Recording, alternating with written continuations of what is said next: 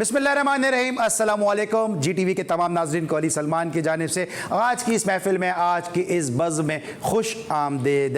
आज भी हम बात करेंगे पाकिस्तान क्रिकेट के हवाले से और ख़ास तौर से पाकिस्तान सुपर लीग पे जो गैर यकीनी के बादल छाए हुए हैं और मायूसी के बादल छाए हुए हैं, उसको डिस्कस करेंगे। आखिर क्या वजह है कि पाकिस्तान का इतना बड़ा ब्रांड है जो है वो डैमेज होता नज़र आ रहा है। सरफराज अहमद क्वेटा ग्लैडिएटर्स के कप्तान अब तक जो है वो अबू धाबी के लिए फ़्लाई नहीं कर सके। उसमें किसकी गलती थी? आया जो फ्रेंचाइज इस मामले को हैंडल नहीं कर सकी, या फिर पाकिस्तान क्रिकेट बोर्ड की कोताही थी, या खुद सरफराज भी कहीं नहीं किसी न किसी हद तक इसके जिम्मेदार थे। इस मौजू को डिस्कस करेंगे। साथ साथ जो है पाकिस्तान सुपर लीग के हवाले से आज हमारे साथ एक बड़ी ज़बरदस्त गेस्ट भी बज़रिया वीडियो लिंक मौजूद होंगे। लाहौर कलंदर के लिए वो खेलते हैं, उनका भी आपसे तारुफ कराएंगे। लेकिन जहाँ हम बात कर रहे हैं पाकिस्तान सुपर लीग के हवाले से, जहाँ हम बात कर रहे हैं सरफराज के वहाँ ना पहुँचने के हवाले से और लोगों के हवाले से कि जिनको वीज़े नहीं मिल सके, तो right man for the right job आज हमारे साथ मौजूद हैं। पाकिस्तान के 100वें वनडे इंटरनेशनल क्रिकेटर और पाकिस्तान की कौमी एयरलाइन से वाबस्ता, जो बहुत बेहतर तरीके से जानते हैं कि वो क्या वजूहात हैं जिसकी वजह से जो सरफराज अहमद और जो दीगर खिलाड़ी हैं वो अब तक UAE नहीं पहुंच सके। गुफ्तगू का आगाज़ करेंगे पाकिस्तान के 100वें one day international cricketer Mahmood Hamid साहब से और इनसे जानेंगे कि आखिर क्या ऐसी वजूहात थी। महमूद भाई, इससे पहले कि हम प्रोग्राम को बहुत डिटेल में हम डिस्कस करें, लेकिन क्विकली मुझे बताइएगा कि ये तमाम मामला आप किस तरह से देख रहे हैं? देखें, ये जो सारी चीज़ें होती हैं इसमें बहुत मुश्किल काम होता है। और क्योंकि आप जब वीज़े लेने जाते हैं तो सारी जो अथॉरिटी होती है जो वहाँ पर दुबई से जो वीज़ा निकलते हैं वो उनकी अथॉरिटीज़ होती हैं। वो इस तरह की बातें बहुत सारी चीज़ों को नहीं मानते। सम टाइम ऐसा होता है कि आप फैमिली वीज़ा लेते हैं, 3 का वीज़ा आ जाता है, 2 का वीज़ा स्टक हो जाता है, वो फंस जाता है, नहीं आता। सिमिलर लाइक ऐसे ही यहाँ पर भी हुआ है कि कुछ के वीज़े जो है वो स्टक हो गए, फंस गए। हो सकता है उसके अंदर कोई ना कोई ऐसी हिच आ जाती है कि समटाइम्स ऐसा हो रहा था कि कोई नाम मैच हो जाता है, नाम इस तरह भी मैच हो जाता है कि कोई ब्लैक लिस्टेड होता है, उसका नाम से मैच हो रहा होता है, तो वो ऑटोमेटिक जो सिस्टम है ना वो उसको ब्लॉक कर लेते हैं उन चीज़ों को।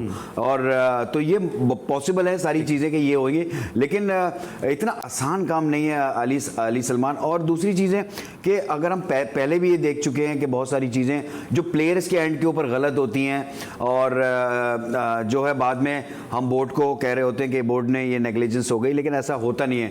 बाद में चीज़ें आती हैं सामने। तो मैंने जो सुना है उसमें यही था कि उनके पास रेजिडेंस वीज़ा था और जिसकी मियाद ख़त्म हो गई, हाँ, सरफराज की, तो उसकी वजह से थोड़ी सी प्रॉब्लम आई है, जिसकी वजह से ये डिले हुआ है सारी चीज़ें। अभी देखें ऑफलोडिंग हुई है, देखें पाकिस्तान क्रिकेट बोर्ड इन्वॉल्व, सब मिनिस्ट्री आपकी इन्वॉल्व, फिर ऑफलोडिंग हुई तो समथिंग इज़ रॉन्ग, जब भी नहीं जा सका ना। तो यही चीज़ होती है कि जब तब तक आप इंटरनेशनल ट्रैवल करने जा रहे हो, चाहे आप कितने बड़े भी हो, सिवाय वो लोग जिनके पास डिप्लोमेट पासपोर्ट होते हैं उनको वीज़ों की ज़रूरत नहीं होती। बाकी पाकिस्तानी पासपोर्ट पे आपको वीज़ों की ज़रूरत है और आपको एक तरीक़ेकार से गुजरना है, चाहे आप कोई भी हो। तो ये सारी चीज़ें मेरे ख्याल से उसको sort out end of the day sort out हो गया। देखें ऑफलोड होने के बाद एक दिन में वीज़ा आ गया, इसका मतलब है कि पुरानी चीज़ जो थी वो सही नहीं चल रही थी, जिसकी वजह से प्रॉब्लम आई। इन्हीं तमाम उमूर पे गुफ्तगू करने के लिए आज हमारे साथ इंशाल्लाह से थोड़ी देर के बाद क्वेटा ग्लैडिएटर्स के ओनर नदीम उमर साहब भी मौजूद होंगे। उनसे भी हम इस मौजू के हवाले से बात करेंगे। साथ साथ लाहौर कलंदर और UAE के नेशनल प्लेयर सुल्तान अहमद भी बज़रिया वीडियो लिंक हमारे साथ मौजूद होंगे। लेकिन सबसे पहले जो प्राइम का फॉर्मेट है, आज की टॉप स्टोरीज। शायकीन क्रिकेट के लिए अच्छी खबर, पाकिस्तान सुपर लीग 7 जून को शुरू होने का इम्कान, कल शेड्यूल का ऐलान मुतवक्किल है। दूसरी जानिब क्वेटा ग्लैडिएटर्स के कप्तान सरफराज अहमद को भी UAE का वीज़ा मिल गया। सरफराज अहमद को जल्द से जल्द UAE पहुंचाने की कोशिश की जा रही है। तर्जुमान PCB।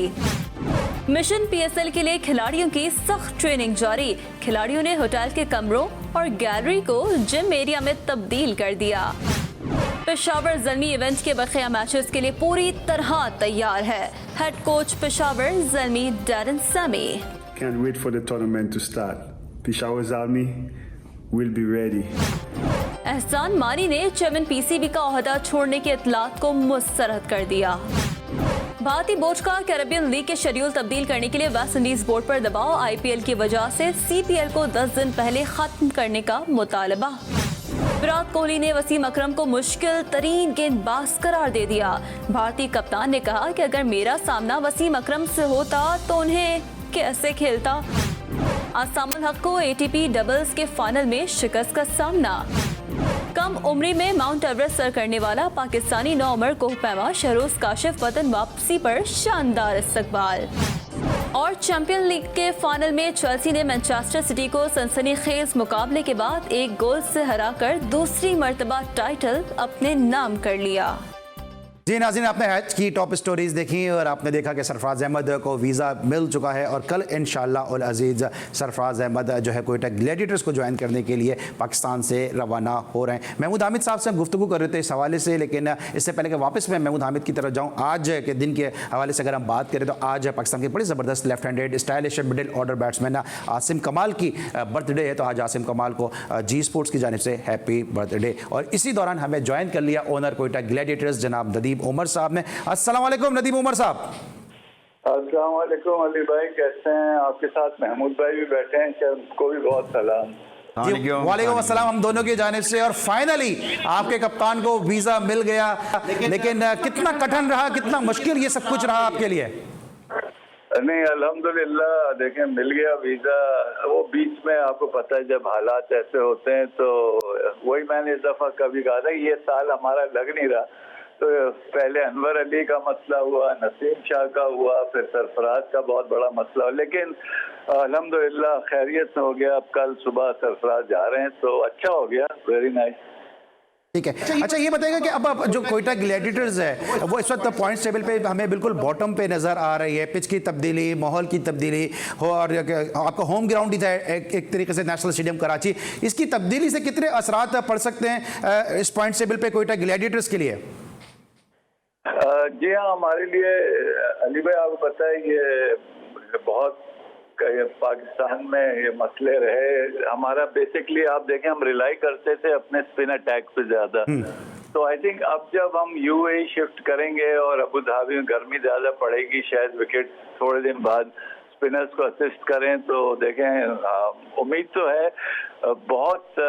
हम इस वक्त समझे आप मुश्किल हालात में हैं क्योंकि बिल्कुल बॉटम ऑफ द टेबल है और हमें 5 में से गालिबन 4 तो जीतने पड़ेंगे। तो लेकिन कुछ भी हो सकता है। और कोयटा ग्लैडिएटर्स में हमेशा कहता हूँ सरफराज और ये लोग सारी टीम जब कहते हैं बैक टू द वॉल होते हैं तो लड़ते हैं और इंशाल्लाह लड़ेंगे। और कुछ भी हो सकता है क्रिकेट में, तो अभी उम्मीद नहीं छोड़ी है और इंशाल्लाह कोशिश करेंगे कि अपने फैंस को मायूस ना करें। ठीक है, अच्छा नदीम भाई, जो नसीम शाह का मामला था बहुत ज़्यादा इस पर क्रिटिसिज्म हुई, आप इस मामले को किस तरह से देखते हैं? क्योंकि नसीम शाह जाहिर सी बात है नौ उम्र हैं, नौजवान हैं, इतनी ज़्यादा तालीम याफ्ता भी नहीं है, यकीनन इंग्लिश भी उनकी इतनी अच्छी नहीं है, तो चीज़ों को समझने में थोड़ा सा उनको टाइम लगता है और टाइम लगेगा भी ग्रूम होने में। तो ये तमाम जो मामला हुआ नसीम शाह का, उस पर बहुत ज़्यादा क्रिटिसिज्म भी हुआ, इसको आप किस तरह से देखते हैं? अली भाई, नसीम शाह का जो मसला था ना, आई थिंक उसमें बोर्ड का मौका भी सही था और हम लोग जो थे गलती आई थिंक नसीमी की थी क्योंकि वो जो मैसेजेस जाते हैं उस बेचारे ने पढ़ा नहीं, जैसा आप कह रहे हैं अभी जरा उसको टाइम लगेगा, बट उसने वो पढ़ा नहीं। और फिर अगर एक दफा आप ये बायो सिक्योर बबल को तोड़ देते तो फिर वही पुराने सवालात शुरू हो जाते हैं, जिस तरह पिछली दफा भी एक ये केस हो गया था। तो आई थिंक जो उन्होंने डिसीजन सही लिया, लेकिन जब आगे शिफ्ट कर दिया और प्लेयर जा नहीं सके तो फिर मेरा मौक़िफ़ ये था कि अगर वो अपना आपके एसओपीज फॉलो करते हुए वो 2 दिन का क्वारंटीन कर ले तो फिर आई थिंक उसको जाने देना चाहिए, क्योंकि उसने तो फिर पूरा कर लिया जो भी पीसीबी ने उनके लिए सब एक सिस्टम रखा था। तो जब उसने वो पूरा कर लिया तो आई थिंक फिर पीसीबी ने इजाज़त दे दी, तो उस पर आई थिंक कंट्रोवर्सी होनी नहीं चाहिए। और ये बच्चे हैं, गलती हो गई थी, लेकिन जिस तरह अनवर का था उसका तो पॉजिटिव आ गया, उस पर आप कुछ कह ही नहीं सकते और अल्लाह का शुक्र है यानी वो पकड़ा गया। अल्लाह करे वो बिल्कुल ठीक हो जाए इंशाल्लाह। उसको वैक्सीनेशन भी हुई है, तो बड़ा हैरान कुन था हमारे लिए कि वैक्सीनेशन हुआ और उसको वो पॉजिटिव आ गया, तो उस पर किसी ने इंसिस्ट भी नहीं किया। और इस दफ़ा ऐसा है कि आई थिंक एसओपीज हम सबको फॉलो करने चाहिए। मैं सबसे यही कह रहा हूँ कि चाहे हमारा लड़का हो, कोई आदमी हो, कोई पीसीबी का भी बोर्ड का एम्प्लॉय हो, कोई भी हो, तो अगर ऐसी कोई सूरत हाल पैदा हो तो फिर हमें देखें इतना बड़ा टूर्नामेंट है, इतना बड़ा ब्रांड है, इस पर हम रिस्क नहीं ले सकते। ठीक है। अच्छा ये बताइए, हमेशा हम सुनते आए हैं कि सरफराज धोखा नहीं देगा, सरफराज धोखा नहीं देगा, तो ये जो सरफराज का तमाम तर ये फियास्को हुआ, अभी महमूद भाई ने बड़ी तफसील से इस पर बात भी की है कि तमाम जो फियास्को हुआ उसमें आपको कहीं ना कहीं लगता है कि लोग जो है, एक आम आदमी जो है वो पाकिस्तान क्रिकेट बोर्ड को इसमें कसूरवार ठहरा रहा है, लेकिन अभी महमूद भाई ने जो तफसील से बात बताई है वो यकीनन ये खुद भी आपसे बात करेंगे। आपको लगता है कहीं ना कहीं सरफराज से भी गलती हो गई और इस मरतबा जो है वो सरफराज धोखा दे गया? सरफराज जैसे आपने कहा ना, कभी धोखा नहीं देता। सरफराज ने बेसिकली पहले सारा कुछ इंफॉर्मेशन दे चुके थे सरफराज। आई थिंक थोड़ी गलती जो हुई है वो बोर्ड से ही हुई। वो इस तरह के वो उन्होंने ये समझा कि इसी उस पे इनका मसला हल हो जाएगा। अच्छा, जब अगर नहीं हो सकता था तो I think they should have gone through all the papers, जो जैसे भी थे उसको चेक कर लेते। बोर्ड का कसूर भी नहीं। आई थिंक देखिए, असल मसला पता है क्या हो रहा है कि जहां हम लोग गए हुए हैं यूएई, ये जगह बहुत मुश्किल जगह है और जिस तरह इन्होंने बहुत मेहनत करी, आप यकीन करें, हम लोग क्रिटिसाइज तो सब लोग बहुत करते हैं बोर्ड को, बट इन्होंने मेहनत बहुत करी है कि ये हो जाए टूर्नामेंट। और बावजूद उसके कि कितने हर्डल्स है आपको मालूम है। अब इसमें गलती हमारी उनकी वो तो बात की बात है, बट इन्होंने एक उसको कर लिया। किस तरह किया ये आई थिंक अगर हो गया ये टूर्नामेंट, अल्लाह करे हो, तो it will be a miracle. तो अगर वो चेक हो जाता तो आई थिंक ये प्रॉब्लम ही नहीं आती। इसी तरह देखें 5-6 वो थे लोग और भी जिनको वीजा रिजेक्ट हो गया, वो कोई मसला नहीं था। बट दूसरा सरफराज का जो गड़बड़ हुई वो ये हुई कि उसको एयरपोर्ट बुला लिया आपने, बबल से निकाल लिया और फिर उसको फ्लाइट नहीं मिली। वहां पे गड़बड़ हुई है। जो हम ये समझ रहे थे कि बेसिकली बबल में रहना चाहिए सरफराज को जब तक वो फ्लाइट बोर्ड ना करे, तो अब सरफराज को 7 दिन फिर क्वारंटीन में रहना पड़ेगा और वो टाइम। अच्छा, इसमें महमूद भाई थोड़ी सी बात अगर आप करना चाहें तो। एक तो मैं ये कहूँगा नदीम भाई कि आपकी टीम माशाल्लाह बहुत अच्छी है, थोड़ा सा कॉम्बिनेशन बनने की बात है और T20 क्रिकेट के अंदर आपको पता है अगर कॉम्बिनेशन बन जाए तो आदमी सब कुछ अच्छा करता चला जाता है। तो मेरे ख्याल से आपके पास कैपेबल लोग हैं, आपका कप्तान बड़ा ज़बरदस्त है, फिर आपका कोच बड़ा ज़बरदस्त है जो टीम को लेकर अच्छा एक चल सकता है। तो मेरे ख्याल से उम्मीद कोयटा को रखनी चाहिए कि आप 5 में से 4 मैच ज़रूर जीतेंगे। और फिर दूसरी बात, मैं वो वीज़े की बात कर रहा था कि देखिए मैं यही कह रहा हूँ अली सलमान से कि वीज़ा जो है वो अथॉरिटी है दुबई की, मतलब यूएई की अथॉरिटी होती है। वहाँ पर बहुत सारी चीज़ें होती हैं, सम टाइम मैच हो जाते हैं किसी के नाम जिसकी वजह से स्टक हो जाते हैं। फिर जहाँ पर जो मैंने अब तक सुना है कि रेजिडेंस वीज़ा था वो एक्सपायर हो गया, वो उसको प्रॉपर्ली जांच नहीं किया गया। तो ये सारी चीज़ें जो है इसमें दोनों एंड से भी हो सकती है। अच्छा, इसमें ये बताएंगे क्या सरफराज ने नहीं बताया था कि उनका रेजिडेंट वीज़ा जो है वो एक्सपायर हो गया, या पाकिस्तान क्रिकेट बोर्ड ने इसको रीचेक नहीं किया था? नहीं, वो देखें बात ये हुई कि वो सरफराज का ये एक्सपायर तो हुआ है जनवरी से, और ये कागजात तो आप पहले ही जमा करा देते हैं ना।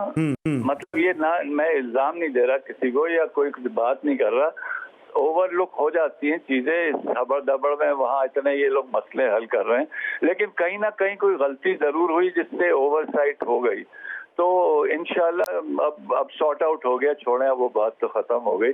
और जहाँ तक महमूद भाई ने कहा वो कोयटा ग्लैडिएटर्स की, हाँ आप सही कह रहे थे, हमारे 2-3 वजूहात थे जिससे कॉम्बिनेशन नहीं बन रहा था। इस दफा कॉम्बिनेशन मेरे हिसाब से बहुत अच्छा बना है, और जब टीम डाउन होती है तो लड़ती है, जाहिर सी बात है हमारे यहाँ जिस तरह मोइन। अच्छा नदीम भाई, मुझे ब्रेक पे जाना होगा, क्विकली मुझे 2 सवाल के जवाब दे दिएगा कि इस मरतबा क्रिस गेल भी नहीं होंगे, इस मरतबा जो है वो आजम खान पे बहुत प्रेशर होगा। मैंने मोइन का भी एक इंटरव्यू किया तो उनसे मैंने पूछा कि पाकिस्तानी क्रिस गेल को इस मरतबा पूरा चांस मिलेगा, तो इस मरतबा के क्या लगता है आपको कि कितनी आपको कमी महसूस होगी? क्रिस गेल बड़ा अच्छा परफॉर्म कर रहे थे, जो आपके पहला कॉम्बिनेशन था वो इस यहाँ पे आपको वो दस्तयाब नहीं होगा?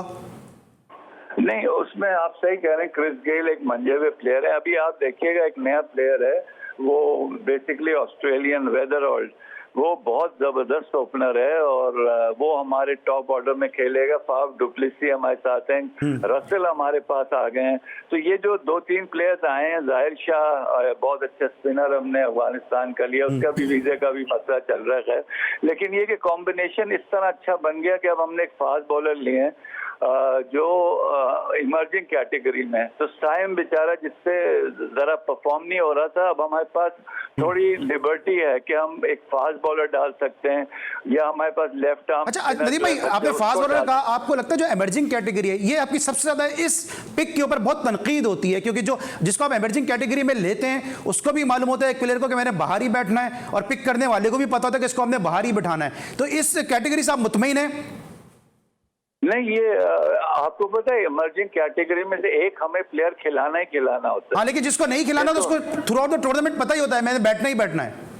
जी नहीं भाई, ये हो सकता है कि देखें, अगर जैसे हमारे पास एक लेफ्ट आर्म स्पिनर है, बच्चा छोटा हमारे, वो अगर टर्न हो रही हो, पिचेज अच्छी ट्रू हो, तो नवाज के साथ वो भी खेल सकता है। अच्छा। मुझे तो कोई एतराज नहीं, 2 लेफ्ट आर्म स्पिनर खेल जाए तो वो आप सही कह रहे हैं। एक अगर बहुत अच्छा हो जाए, जैसे आजम खान था, वो जगह ही नहीं उसने छोड़ी तो वो दूसरा बच्चा बैठा रहता था। ये आपकी बात सही है कुछ हद तक, लेकिन आपके पास बेंच पे दोनों अच्छे होने चाहिए इमर्जिंग। अच्छा, आपने अच्छे की बात की तो एक बहुत ही अच्छा है जिसके बारे में सब ये बात कर रहे हैं कि एक बहुत ही अच्छा जो है वो नेक्स्ट सीजन में आपका साथ हो सकता है, शाहिद आफरीदी। कुछ बातचीत चल रही है दरूने खाना, या डिस्क्लोज करना चाहेंगे, या भी सब कुछ बिहाइंड द कारपेट है? नहीं, ये अंदरूने खाना कुछ नहीं। शाहिद भाई तो इज ऑलवेज वेलकम। मैं तो उनसे कहा ये आप ही की टीम है, और वाकई शाहिद भाई की जितनी खिदमत है, मैं तो कहता हूँ ही। और आपके साथ वो रहे भी लंका प्रीमियर लीग में। जी, और शाहिद भाई की अपनी टीम है, he can walk in any time. मैंने उनसे कहा भी था, शाहिद भाई जब आपका दिल बने आप आ जाएं। और हमें तो खुशी होगी कि शाहिद भाई कह रहे थे ना, मैं फेयरवेल अपना क्वेटा ग्लैडिएटर से करना चाहता हूं, तो हमारे लिए बड़ी फख्र और ऑनर की बात होगी। Thank you so much Nadeem Umar साहब, आप हमारे साथ मौजूद थे। पाकिस्तान सुपर लीग के हवाले से नदीम उमर साहब अपने ख्यालात का इजहार कर रहे थे, और बहुत सारी चीज़ें महमूद हामिद की आमद से यहाँ पे क्लियर हुई, और बहुत सारी चीज़ें नदीम उमर साहब के यहाँ पे मौजूदगी के साथ यकीनी तौर पर आपके अजहान उससे क्लियर हुए होंगे। इस वक्त लेकिन हम छोटा सा ब्रेक, और जब ब्रेक के बाद वापस आएंगे तो लाहौर कलंदर और UAE के सुपरस्टार हमें ज्वाइन कर चुके होंगे। मिलते छोटे से ब्रेक के बाद।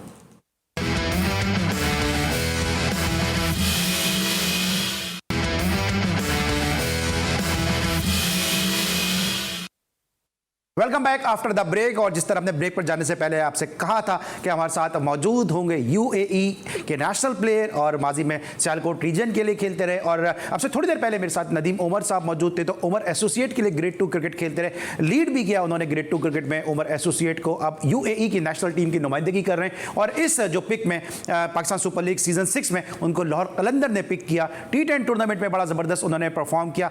कौन है वो प्लेयर और किस तरह की उनकी परफॉर्मेंस रही, ज़रा एक नज़र डालते हैं उनके कैरियर पर। Last ball, he's furious. I think he's got this, hasn't he? Yeah, brilliant work. Absolute. He's bowled length and pace on it. Tenduscara just looks. ये आपने कुछ ग्लिम्सेस देखी जनाब सुल्तान अहमद की, जो रमजान टूर्नामेंट पाकिस्तान में खेलते रहे, बड़े ज़बरदस्त ऑलराउंडर थे, और अब UAE की नुमाइंदगी कर रहे हैं। हमारे साथ वीडियो लिंक पे मौजूद हैं। अस्सलाम वालेकुम सुल्तान। जी वालेकुम अस्सलाम। अली भाई कैसे हैं? मैं बिल्कुल ठीक ठाक हूँ। महमूद हामिद साहब हमारे साथ मौजूद हैं, और जब आप कराची में आके रमजान क्रिकेट खेलते थे तो बतौर एक्सपर्ट है ये भी आपके मैचेस को कवर करते थे, ये नाम यकीनन आपके लिए नया नहीं होगा। सबसे पहले आपको बहुत बहुत मुबारक हो, आप लाहौर कलंदर को इस मरतबा रिप्रेजेंट कर रहे हैं। कैसा लग रहा है बतौर ओवरसीज खेलना, कि जहाँ पे आप सियालकोट रीजन की नुमाइंदगी करते रहे, पाकिस्तान से आपको चांसेस नहीं मिल सके, रीजन से आपको मौके नहीं मिल सके, लेकिन लाहौर कलंदर ने आपको पिक किया? जी अली भाई, सबसे पहले तो अल्लाह ताला का शुक्र है कि इंसान जो सोच रहा होता है कभी कभी वो उसको नहीं मिलता है। तो अभी जो है अल्लाह ताला ने शायद मेरे लिए यही बेस्ट टाइम था कि मैं उस टाइम पे काफी स्ट्रगल किया है, मतलब कराची में आगे खेला हूँ, परफॉर्म भी किया है, तो किसी की नजर में नहीं आ सका, फिर मैं मूव करके UAE में आ गया। तो हो सकता है मेरे लिए यही राइट टाइम था, तो इसलिए मैं बहुत खुश हूँ कि मैंने जैसे परफॉर्म किया T10 में, उसके बाद मुझे लाहौर कलंदर ने PSL में मौका दिया। तो मेरे पास इससे ज्यादा अच्छी मोमेंट नहीं हो सकती जो मैं अभी आपको बता नहीं सकता। अच्छा सुल्तान, आप इक्वली गुड बैट्समैन भी हैं, इक्वली गुड बॉलर भी हैं, लेफ्ट आर्म स्पिनर बहुत अच्छे हैं, और जहाँ तक मेरी नॉलेज है, जहाँ तक मेरी याददाश्त है, आपका इकॉनमी रेट जो है वो बड़ा ज़बरदस्त है, और बैटिंग में भी आप बड़े बड़े हिट्स लगाते हैं, बड़े बड़े छक्के लगाते हैं, जो हमने रमज़ान क्रिकेट में आपको देखा, T10 में देखा, UAE की क्रिकेट में देखा। तो एक तो ये बताएगा कि अपना जो रिकॉर्ड आप बनाने के लिए जा रहे हैं, जो रिकॉर्ड के करीब विक्टोरी का रिकॉर्ड आई थिंक, जिसको आप ब्रेक कर सकते हैं, एक तो उस रिकॉर्ड के बारे में बताइएगा, और फिर उस जर्नी के बारे में मुख्तसरन बताइएगा। जी जैसे अभी जो मतलब आपको मिनिमम जो है ना 500 बॉल करने होते हैं, तो वो अगर बॉल करके सबसे देखा जाता है कि किसका जो है ना वो बेस्ट इकोनॉमी है। तो अभी जो डैनियल विटोरी का है वो 5.70 है, तो मेरा 5.91 है, लेकिन मैं पावर प्ले में बॉल करता हूँ, तो इसलिए अगर मैं 2-3 मेरे 478 बॉल है, अगर मैं मजीद और बॉल करता हूँ 32, तो मैं जो है ना नंबर 1 जो है ना बेस्ट इकोनॉमिकल बॉलर बन सकता हूँ।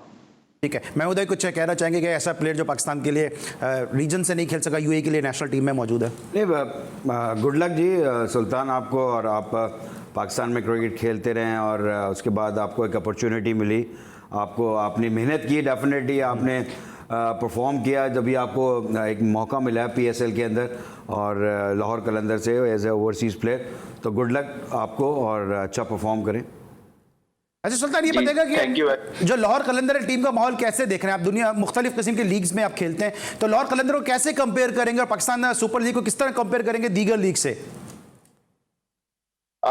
देखिए मैं दो सीजन उनके साथ खेला हूँ T10 में, तो मुझे ऐसे लगता है कि लाहौर कलंदर जो है ना मेरी अपनी टीम है, मेरी जाती की टीम है। ऐसा वो कॉन्फिडेंस देते हैं, इस तरह से वो प्लेयर को मोटिवेट करते हैं, जैसे आकिब भाई हैं या जो मतलब जितने भी कलंदर्स फैमिली हैं और जो उनके कोचेज हैं, वो ऐसे समझते हैं कि जैसे उन्होंने टीम जो है ना मुझे दे दी है। तो जब आपको अच्छा माहौल मिलता है, आपको कॉन्फिडेंस मिलता है, तो आपके लिए परफॉर्मेंस करने के आसान होता है कि प्रेशर कोई नहीं आपके ऊपर। तो अल्हम्दुलिल्लाह मैं बहुत ज्यादा कंफर्टेबल हूँ और मैं इंशाल्लाह पूरी उम्मीद हूँ कि मैं पीएसएल में परफॉर्म करूंगा। अच्छा, ये जो आपने आकिब जावेद का जिक्र किया, आकिब जावेद यूएई के भी कोच थे और आप भी यूएई से खेलते हैं, तो ये आपके लिए कितना बेनिफिशियल होगा कि एक ऐसे कोच के साथ आप खेल रहे जो माजी में आपको कोचिंग करता रहा है? जी असल में आकिब भाई ने मुझे कोचिंग नहीं की, मैं अभी यूएई में मेरा यूएई की कोचिंग तो करते रहे ना वो? जी वो करते रहे, लेकिन मैं उनके यूएई में उनके अंडर कोचिंग में मैं नहीं खेला हूँ क्योंकि मेरा टाइम पूरा नहीं था। 2016 में मुझे इन्होंने बुलाया था सिर्फ एक बार, थोड़ी सी वीडियो बनाई है, तो उसके बाद ये चले गया। बेसिकली आकिब भाई ने मुझे देखा है, इनका जो पीडीपी प्रोग्राम था ना, तो मैं गुजरांवाला में इधर से छुट्टी गया हुआ था पाकिस्तान से, तो वहां पे स्टेडियम में मैं खड़ा हुआ था, इन्होंने मुझे देखा, इन्होंने बोला कि आके फाइनल सिलेक्शन में ट्रायल दो, तो वो मैंने ट्रायल दिया है। तो पीडीपी प्रोग्राम मैं खेला हूँ गुजरांवाला कलंदर से, तो वहां से इन्होंने मुझे दोबारा देखा, फिर दोबारा जब T10 में इन्होंने मतलब आए हैं, तो फिर उन्होंने मुझे यूएई के player as a player T10 में मुझे पिक किया, तो वहां से फिर मैंने परफॉर्मेंस दिया, तो आज माशाल्लाह मैं पीएसएल में लाहौर कलंदर का हिस्सा हूं, जिसमें मुझे फख्र है। ठीक है, मैं मुझे कितना फायदा होगा किसी भी एक ऐसी टीम को जिसमें यूएई के ही प्लेयर अगर होंगे, क्योंकि वो क्लाइमेटिकल कंडीशन से हम आहंग हैं, पिचेस को अच्छी तरह से जानते हैं, लाहौर कलंदर को कितना एडवांटेज हो गया सुल्तान जैसे प्लेयर को लेने के बाद? एब्सोल्युटली, देखिए जो लोकल प्लेयर होता है, जिस जगह पे क्रिकेट हो रही होती है वहाँ पर उसको आइडिया होता है, ग्राउंड का इंपॉर्टेंट होता है कि ग्राउंड में आप उसमें मैचेस आपने खेले हुए होते हैं, आपको हर तरीके का आइडिया हो रहा होता है कि कहाँ पर हिट लगती है, बड़ी अच्छी लगती है, पिचेस का आइडिया हो रहा है, तो एक एक्स्ट्रा एडवांटेज ज़रूर होता है। लेकिन एज ए प्रोफेशनल क्रिकेट में मैं समझता हूँ कि जो कहीं भी आप जाके खेलते हैं, you have to perform, but ये छोटी छोटी चीज़ें जो होती हैं वो इनिशियली बहुत से लोगों को जाके वहाँ पर यूज टू होना पड़ता है, लेकिन कुछ प्लेयर ऐसे होते हैं जैसे ये लोकल प्लेयर होंगे तो ये यूज टू हुए हैं वहाँ पे, पहले से हमारे ने गर्मी जिस तरह की है वहाँ पर, तो ये यूज टू में क्रिकेट खेल रहे होंगे। यूएई में क्रिकेट हो रही है अभी, तो इनके लिए मेरे ख्याल से गर्मी या मौसम जो है वो अच्छा सुल्तान, इस तरह महमूद भाई भी कह रहे हैं, हम सब यहाँ पाकिस्तान में बैठ के बात कर रहे हैं, गर्मी की क्या सूरत हाल है और इससे बचने के लिए क्या टिप देंगे आप ना सिर्फ लाहौर कलंदर की टीम को बल्कि जो दीगर टीमें भी अगर आपको सुन रही हो तो? जी ये तो सही बात है, डेफिनेटली यहाँ पे इस वेदर में टेम्परेचर बहुत हाई होता है और ह्यूमिडिटी बहुत ज्यादा होती है, तो इसके लिए प्लेयर्स को यही है कि जितना अपने आप को सेव कर सकते हैं और जितने ज्यादा आप मतलब गैटोरेड हो गया या कोई ऐसा एनर्जी ड्रिंक हो गया, जितना ज्यादा इस्तेमाल करेंगे उतना जो है ना, क्योंकि आपके पास टाइम बहुत कम है और इस कम टाइम में आपने ज्यादा मैचेस खेलने हैं, तो प्लेयर जितना एनर्जी ड्रिंक पे जरा कंसंट्रेट करेंगे। अच्छा सुल्तान, ये बताइएगा कि क्या इस मौसम में वहां पे इससे पहले कोई बड़ी लीग इस तरह की मेजर लीग कोई हुई है, और अगर हुई है तो फिर उसका मैचेस के टाइमिंग क्या होते थे ताकि वो गर्मी उसकी कम शिद्दत और हिद्दत कम हो सके? जी इस मौसम में बड़ी लीग तो शायद मेरा ख्याल नहीं हुई है, लेकिन मुझे याद है 2014-15 में 50 ओवर के मैचेस जो थे यहाँ पे जो अबू धाबी स्टेडियम में होते थे, वो मैं खुद खेलता रहा हूँ। जून में भी खेलता रहा हूँ, जुलाई में भी खेलता रहा हूँ। तो लेकिन ये है कि वो मैचेस जो है ना यही 4 बजे या 5 बजे शुरू होते थे, तो वो आपको 2 घंटे 3 घंटे थोड़ा सा होता है। उसके बाद अभी तो वैसे भी मतलब वेदर चेंज है, तो मगरिब के बाद हल्की हवा भी चलती है। तो ये है कि पहला जो मैच होगा उसके लिए थोड़ा सा प्रॉब्लम होगा, और बाद वाला मैच इतना ज्यादा नहीं होगा प्लेयर्स के लिए। सुल्तान अहमद महमूद हामिद हमारे साथ मौजूद रहेंगे, इनसे गुफ्तगू का सिलसिला जारी रखेंगे। लेकिन आज एक और भी स्पेशल चीज़ है हमारे पास कि हम आपको दिखाएंगे कि अगर हम अपनी स्क्रीन पे गुज़िश्ता पाकिस्तान में 25 से 30 साल से लाइव मैचेस देख रहे हैं, तो कौन है वो लोग जो पाकिस्तान की स्क्रीन को इन लाइव मैचेस से सजाते आए हैं, अपना हुनर देते आए हैं। ये सब कुछ आपको दिखाएंगे एक छोटे से ब्रेक के बाद।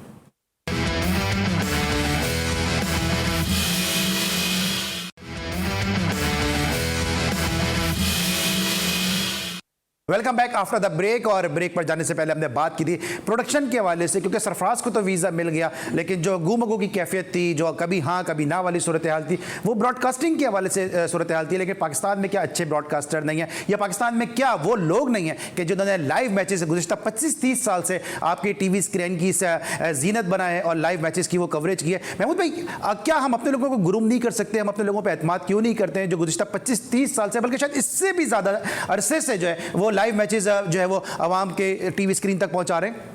बिल्कुल क्यों नहीं कर सकते कि आपको अब इस बात की ज़रूरत हो गई है कि आपके पास अपने लोग ऐसे तैयार होने चाहिए कि फिर आपको कहीं और देखने की ज़रूरत ना पड़े। और मेरे ख्याल से एक सीरीज़ लोकल ब्रॉडकास्टर्स ने की थी यूएई में, श्रीलंका की आई थिंक सीरीज़ थी, जो कि बड़ी सक्सेसफुल सीरीज़ हुई थी। तो हमें थोड़ा सा उनको ग्रूम और करें, एतमाद में उनको लें, और फिर जाहिर सी बात है जब इस तरह की कंडीशंस जो इस वक्त चल रही है, पूरी दुनिया में हालात चल रहे हैं, तो फिर आपके पास अपने लोग होंगे तो आपको कोई प्रॉब्लम करिए मेरे ख्याल से इतनी ज़रूरत नहीं पड़ेगी। तो ये मेरे ख्याल से सोचना चाहिए पाकिस्तान क्रिकेट बोर्ड को इसके ऊपर। हम इस प्राइम के तवज्जुह से ज़रूर पाकिस्तान क्रिकेट बोर्ड की जो करता धरता है और जो उनको हम जरूर इंसानी तवज्जो जरूर मबजूल कराएंगे कि आप लोग चूंकि बाहर से आए, आपको पाकिस्तान क्रिकेट की डायनेमिक्स का शायद इतना पता नहीं है कि यहाँ से 25-30 साल से लोग किस तरह लाइव मैचेस को स्क्रीन तक पहुंचा रहे हैं, कौन है वो चेहरे, वो यकीनन हम आपको दिखाएंगे भी, क्योंकि पहली मरतबा ऐसा होगा कि किसी जो है वो प्रोड्यूसर्स को, स्पोर्ट्स प्रोड्यूसर को हम आवाम के सामने लेकर आएंगे कि वो जो आप लाइव मैचेस टीवी पे देखते हैं उनके पीछे कौन लोग होते हैं जो आपकी स्क्रीन तक वो मैचेस पहुंचाते हैं। और पाकिस्तान क्रिकेट बोर्ड को भी चाहिए कि इनके तजुर्बे से इस्तेफादा करें, इनके तजुर्बे से मुस्तफीज हो। और ये जो मसले चल रहे हैं इस वक्त ब्रॉडकास्टिंग के हवाले से, वीज़ों के हवाले से, ये फिर आइंदा इस किस्म के मसाइल जो है वो सामने नहीं आए, क्योंकि आपके पास अपने जब इतने टैलेंटेड लोग मौजूद हैं तो अपनी स्क्रीन पे आपको बारी बारी सर दिखाते हैं वो चेहरे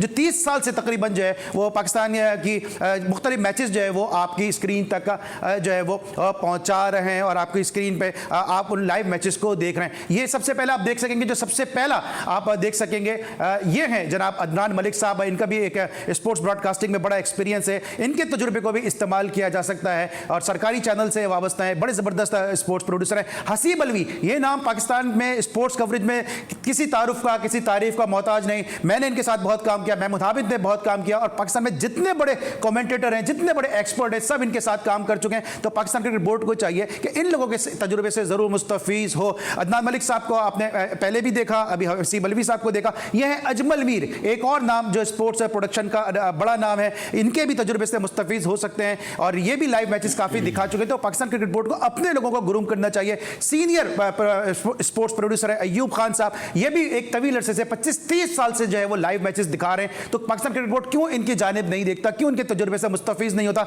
और ये स्क्रीन पे आपको फेस नजर आ रहा है, ये है सैयद ज़ोर मेहदी साहब, सीनियर जो है प्रोड्यूसर हैं, और जो शारजा में पहली गेंद फेंकी गई और जो आपके स्क्रीन पे पहली गेंद आपने देखी, शारजा में जो टूर्नामेंट होता था वो इन्होंने ही उसकी लाइव कवरेज की थी। सैयद ज़ोर मेहदी साहब, इतने टैलेंटेड, इतने हाईली स्किलफुल लोग आपके पास मौजूद हैं। आप क्यों इधर इंडिया के ब्रॉडकास्टर की तरफ जा रहे हैं? क्यों आप जो है वो आप जा रहे हैं यूएई के ब्रॉडकास्टर के लिए? इसके अलावा अय्यूब साहब इस वक्त आप स्क्रीन पर देख रहे हैं, इसके अलावा शाहिदा शोएब रिजवी, एक और बड़ा नाम है शाहिदा शोएब रिजवी के जो स्पोर्ट्स ब्रॉडकास्टिंग का बड़ा नाम है, और शाहिदा शोएब रिजवी जो है उनके भी तजुर्बे से फायदा उठाया जा सकता है। महमूद भाई, आपने बहुत सारे मैचेस कवर किए और इन सब लोगों के साथ आपने कवर किए, इनके काम में कोई दो राय नहीं है, इनके एक्सपीरियंस में कोई दो राय नहीं। आप नहीं समझते कि पाकिस्तान क्रिकेट बोर्ड को इनसे मुस्तफीज होना चाहिए, इनसे इस्तेफादा करना चाहिए?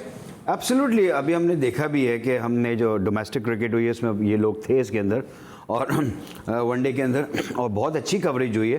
तो मेरे ख्याल से कि मैंने पहले भी यही बात कर रहा हूँ कि हमें इन लोगों से मुस्तफ़ीद होना चाहिए कि फिर हम दूसरे की तरफ ना देख सकें। हमें बड़ी जगह पे प्रॉब्लम हुई, उससे पहले भी हुई थी कि इंडियन ब्रॉडकास्टर जो है वो चले गए, जिसकी वजह से प्रॉब्लम्स आई। तो ये सारी चीज़ें फिर इन फ्यूचर मैं समझता हूँ कि मेरे ख्याल से इन लोगों को और ग्रूम करना चाहिए, और जब अपनी एक अच्छी टीम बन जाएगी यहाँ पर ब्रॉडकास्टिंग की, तो मेरे ख्याल से फिर किसी की तरफ देखने की जरूरत और ये वो तमाम लोग हैं जिनके अपने फेसेस देखे, शाहिदा शेख रिजवी साहिबा, ये वो तमाम लोग हैं कि जो एक अरसे से जो है वो लाइव ब्रॉडकास्ट कर रहे हैं, बड़ा नाम है। और पाकिस्तान क्रिकेट बोर्ड को चाहिए कि जब इतना इन पे इन्वेस्ट किया है तो फिर इनके तजुर्बे से फ़ायदा उठाएं, गैरों की तरफ ना देखें, अपने लोगों की तरफ देखें। क्योंकि अगर आप इनकी प्रोडक्शन देखेंगे तो आपको यकीनी तौर पर जो है खुद इस बात का एहसास होगा कि ये कितने ज़बरदस्त स्पोर्ट्स के प्रोड्यूसर हैं। और यही हमारी कोशिश भी है, GTV की यही कोशिश है कि हमने समाओ से भी प्लेयर को ढूंढा, हमने UAE के प्लेयर भी लिए, हमने USA के भी प्लेयर लिए। हमारी कोशिश ये होती है कि हम क्रिकेट और खेल को प्रमोट और सपोर्ट करें, चाहे उसका ताल्लुक कहीं से भी हो। सुल्तान हमारे साथ इस वक्त मौजूद हैं। सुल्तान, ये बताइएगा अब जाते जाते कि कितने एक्साइटेड हैं, और लाहौर कलंदर को क्या पहली मर्तबा टाइटल जितवाने के लिए पूरी उम्मीद है? जी अल्हम्दुलिल्लाह, मैं अली भाई एक्साइटेड तो इतना हूँ कि जब मुझे न्यूज़ आई तो मैं तो रोने लग गया था, मेरे आंसू आ गए थे कि मेरे लिए इतनी बड़ी अचीवमेंट थी कि मैं इतने बड़े उसमें पाकिस्तान का एक और दुनिया ख्वाब होता है उसमें खेलना, तो मैं इंशाल्लाह भी इसका हिस्सा हूँ। तो अभी मेरा पूरा फोकस होगा कि मैं इसमें परफॉर्म करूं, क्योंकि मैं किसी टेस्ट नेशन टीम से नहीं उठाया गया हूं, मैं एसोसिएट से उठाया गया हूं। तो मैं प्रूव करूंगा कि मैं चाहे एसोसिएट से हूं तो मैं इंशाल्लाह परफॉर्म करके दिखाऊंगा कि एसोसिएट में भी अच्छे प्लेयर हो सकते हैं। ठीक है, थैंक यू सो मच सुल्तान, आप हमारे साथ मौजूद थे। जाते जाते महमूद भाई ये बताइए कि आपने वसीम अकरम को बहुत फेस किया होगा इंटरनेशनल एयरलाइन से, नेट में, और अभी विराट कोहली जैसे बड़े बैट्समैन ने उनके लिए स्टेटमेंट दे दिया कि शुक्र है कि मैं उनके सामने नहीं आया। अरे वसीम भाई डेफिनेटली बहुत मुश्किल बॉलर थे, लेकिन जब आप एज ए प्लेयर बैट्समैन आप सामने होते हैं तो फिर आप हैंडल करते हैं, तो ये तो एक सारी चीज़ें हैं। लेकिन डेफिनेटली वसीम अकरम का बड़ा नाम है, मुश्किल ज़रूर करते थे लेकिन अच्छा प्लेयर उनके सामने सर्वाइव भी करते थे। तो ये एक बड़ी बात होती है कि एक इस वक्त का टॉप प्लेयर जो है आपके लिए इस तरह की बात कर रहा हूँ। मैं अली एक ज़रूर एंड में ये बात ज़रूर करूँगा कि ये हमारी लीग है PSL, और जिस तरह ये हो रही है, एक प्रॉब्लम क्रिएट हुई थी जहाँ पर बबल्स के अंदर, और कोविड का दौर है, तो हमें बेसिकली थोड़ा सा सपोर्ट करना चाहिए। छोटी छोटी चीज़ों को हम रोज़ाना अगर क्रिटिसाइज़ करते रहेंगे तो लोगों के लिए प्रेशर डेवलप होता है और उनसे गलतियां होती हैं। तो थोड़ा सा हमें उनको थोड़ा सा सपोर्ट करें, और ये PSL हो जाएगी तो हमारे लिए बहुत अच्छा है, हमारे प्लेयर्स के लिए बहुत अच्छा, हमारे प्लेयर के लिए बहुत अच्छा है। और यही वजह है कि हम क्रिटिसाइज भी करते हैं, साथ साथ एनालाइज भी करते हैं, और उन लोगों को सामने लाते हैं जो आपकी लीग को, हमारी लीग को बेहतर बना सकते हैं, ताकि आइंदा में इस किस्म के मसाइल का सामना करना ना पड़े। सुल्तान आपका बहुत बहुत शुक्रिया, महमूद हामिद साहब आपका बहुत बहुत शुक्रिया, नदीम उमर भी हमारे शो का हिस्सा थे, आपका बहुत बहुत शुक्रिया। इंशाल्लाह कल रात 11:05 पे एक मरतबा फिर आपसे होगी मुलाकात। अपना बहुत ख्याल रखिए। अली सलमान और पूरी प्रोडक्शन टीम को इजाजत दीजिए। अल्लाह हाफिज।